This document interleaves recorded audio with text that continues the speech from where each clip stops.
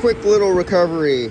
So, other than this recovery, this is going to be a little talk about over the decades of shops when I see them cut back on work hours, and especially when they want to control overtime. This is going to be a overtime and an indicator of problems that are a reaction to a problem that it's now too late, and the reaction came later. And who's the first one to get cut? The employees. And when a business is not modeled and their charging and billing is not correct and they cannot have overtime, something is really, really desperately wrong. And I see this over and over again every year. It rotates around different types of shops. You got your mechanical shops, you have your body shops. And I have to watch them pulling out the refrigerant here.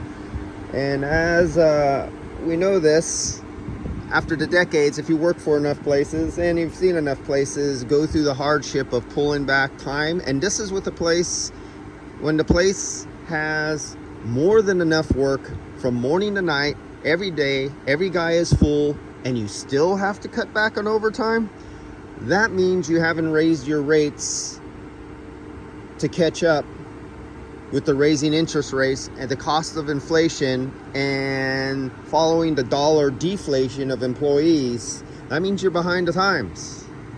And for you mechanical guys in mechanical shops, you don't understand, like, this goes for body shops too.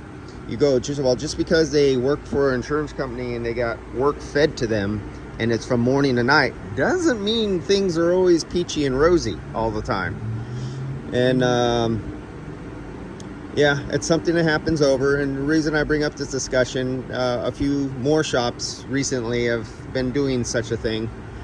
And there is absolutely, if everything is done right and the charging for the jobs is correct and the right labor rate is being billed and the tags are being right, and you still gotta cut back on labor hours, that's a sign of something's really, really, really wrong.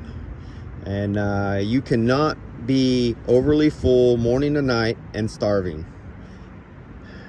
This is a sad situation. I don't like seeing this, especially if I see it in a shop I really like. That's a bad thing, but that was always an indicator of shops I've worked at. And it's something my dad warned me about, and my grandfather. He says, if you're at a shop and they got to cut back and they're worried about overtime and they still can't make money off you and they're worried about that they're paying time and a half for overtime or double time, they're really doing something wrong. And my dad used to say, I bet if you work for one of those shops, you will not stay working there. My dad was always right. I should have listened to him a lot earlier and never worked for somebody. Right out of high school. I didn't know I was ready. But yeah, that's a story for another time. But if you work for a shop that has to cut back on overtime, there's an issue. See you guys.